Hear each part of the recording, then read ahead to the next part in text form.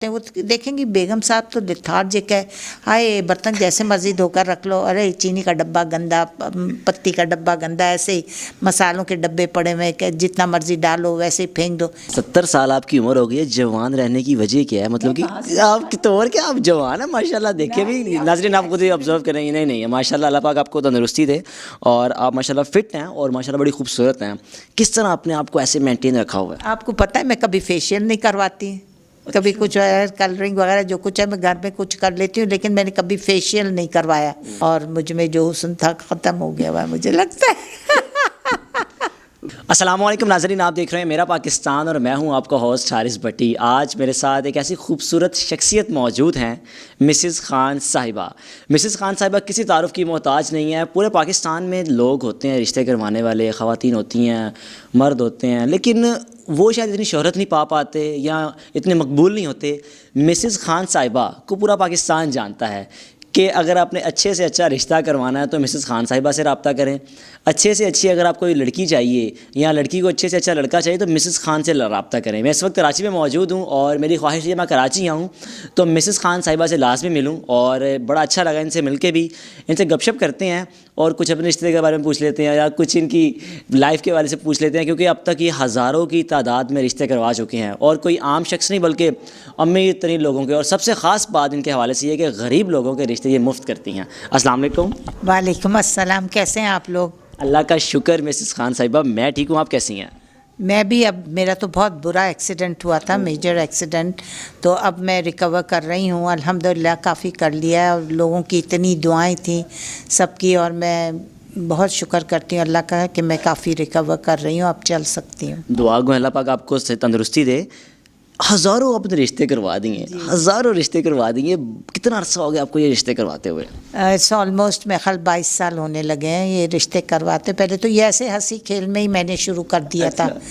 मेरी फ्रेंड ने कहा चलो तुम ये काम करो, क्योंकि मेरी अम्मी पैरालाइज थी, मैं उनके पास बैठी रहती थी, तो ये हंसी हंसी में उसके 2 बच्चों की करवा दी मैंने। फिर उसने मुझे सॉरी एक्सक्यूज़ मी, उसने मुझे कहा कि नहीं तुम चलो ये काम करो, मिसेस मुमताज़ कुरैशी देखो कितना कर रही हैं, तुम उसके टक्कर की आ जाओगी। तुम बातें भी बड़ी अच्छी करती हो, टाइम भी देती हो, मज़ेदार बातें भी करती हो, दिल भी लगाती हो लोगों का, और तुम देखो यूल क्लिक वन डे। तो उसकी बात बिल्कुल सही रही। वो तो अब बेचारी अमेरिका में है, लेकिन उसके कहने पर मैंने ये शुरू किया। उसने मुझे मोटिवेट किया कि चलो बैठे बैठे यही करो तुम घर में, तो मैंने किया तो वाकई क्लिक हो गया, क्योंकि मैं लोगों से बातचीत बहुत करती हूँ, स्वीटली पेश आती हूँ, उनको टाइम देती हूँ, उनकी पूरी बात सुनती हूँ, उनकी ग्रीवियंसेस जो हैं उनको दूर करने की कोशिश करती हूँ। आप किसी के मुश्किल वक्त में उससे अच्छी तरह ही बात कर लें तो उसको बहुत सहारा मिल जाता है, उसकी काफ़ी हद तक जो उसकी दिल की परेशानी होती है वक्ती तौर पे वो ख़त्म हो जाती है। बिल्कुल। इतने आपने रिश्ते करवाए हैं, तो आजकल तो लड़कियों की ख्वाहिश होती है लड़का अच्छा होना चाहिए, सेटल होना चाहिए, और लड़की की ख्वाहिश होती है लड़की खूबसूरत होनी चाहिए। तो ये चीज़ें किस तरह उनको सब आप लेवल रखती हैं, या लड़की की तरफ से कोई ऐसी क्या आजकल लोग क्या आपको ज़्यादा डिमांड करते हैं, पहले लड़के वाले? लड़के वाले और लड़की वालों की दोनों की बहुत अब डिमांड्स हो गई। पहले ज़माने में हमारी वालदा भी कहती थी, और पहले ज़माने में देखते थे कि लड़का पढ़ा लिखा हुआ है, स्ट्रगलिंग है, आगे बढ़ जाएगा। अब वो चाहते हैं अभी से ही डायरेक्टर लेवल का लड़का मिल जाए। भाई ऐसे कैसे हो सकता है? आपकी सारी लाइफ पड़ी है, आपके आगे बच्चे होंगे, उनकी किस्मत होगी, बीवी आएगी, उसकी किस्मत होगी। इंसान बढ़ता रहता है, इंसान आगे बढ़ता रहता है, लेकिन अगर शुरू से आपके माइंड में हो कि वो इतना हो, ऐसा हो, यूं हो, आप पहले ये देखें कि वो तमीज़ वाला है, पढ़ा लिखा है, तो वो अपना रास्ता खुद ही बना लेगा। एनर्जेटिक है, हार्ड वर्किंग है, रिस्पॉन्सिबल है। रिस्पॉन्सिबिलिटी आजकल लड़के नहीं लेते। देखें बच्चा रिस्पॉन्सिबल है और हार्ड वर्किंग है तो गो फॉर दैट बॉय, और पढ़ा लिखा है। पढ़ाई लिखाई भी बहुत ज़रूरी होता है।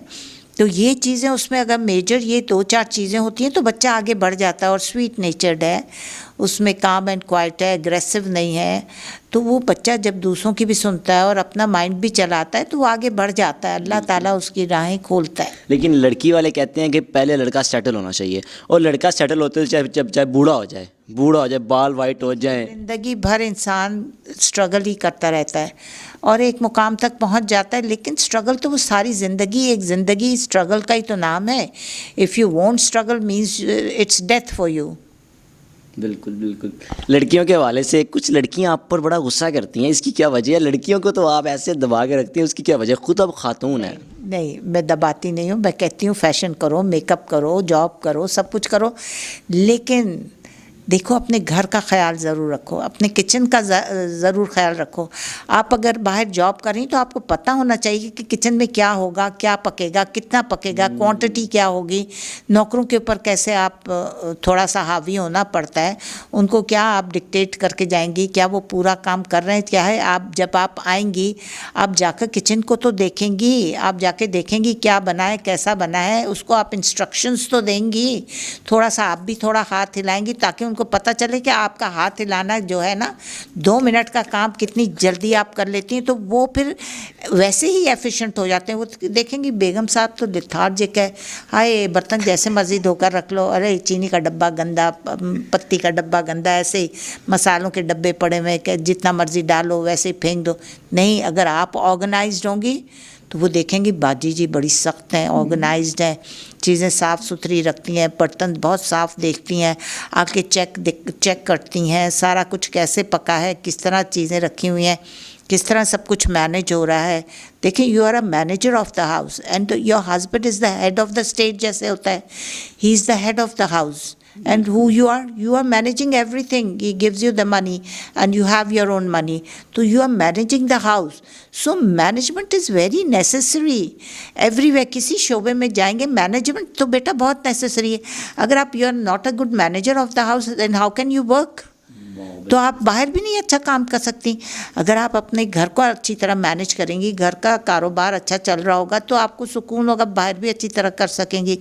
घर में हैपहैज़र्डनेस घर में अगर होगी, घर में बर्बादी होगी और बाहर जाके जॉब करें तो you will not be satisfied, you will not be able, you can't work. तो आप इतना एफिशिएंटली काम ही नहीं कर सकती। आपकी जो वर्किंग कैपेसिटी है वो बिल्कुल, आपको पता है, वो हैम्पर करेगी कि आप जब घर से सुकून से नहीं आएंगी तो बाहर भी कैसे काम करेंगी। घर में सुकून होगा, पता होगा ये काम कहे में ये होंगे, तो फिर आप सुकून से बाहर भी काम कर सकती हैं। 70 साल आपकी उम्र हो गई है, जवान रहने की वजह क्या है? मतलब कि आप तो और क्या, आप जवान है माशाल्लाह। देखिए भी नाज़रीन, आप खुद ही ऑब्जर्व करेंगे, नहीं माशाल्लाह, अल्लाह पाक आपको तंदुरुस्ती दे और आप माशाल्लाह फिट हैं और माशाल्लाह बड़ी खूबसूरत हैं।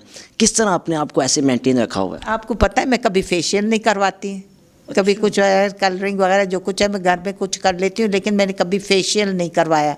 Would you believe this? अभी तो मैं एक्सीडेंट के बाद मेरा तो बदन का पूरा खून ही निकल गया था, इतना मेजर ऑपरेशन मेरा हुआ है बोन का।